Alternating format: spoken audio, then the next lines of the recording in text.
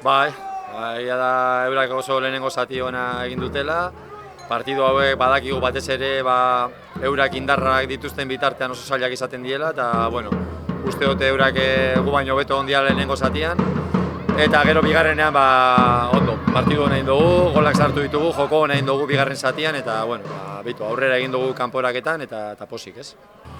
Denetarik ez, azkenean eurak indarrak zituzten bitartean asko parekatu da partidua, eta gainera 2 edo 3 aukera izan dituzte lehenengo zatian, eta gu ez gara eroso sentitu batez ere lehenengo ordu erdian ez gara ondo egon, ez? Eurako beto egon dira. Eta gero hortik aurrera neustez bigarren zati oso ona egin dugu, eta joko ona eta golak, eta posik, ez? 3 gol sartzeagatik baita ere, eta ondo etorriko zaigu etorkizunerako.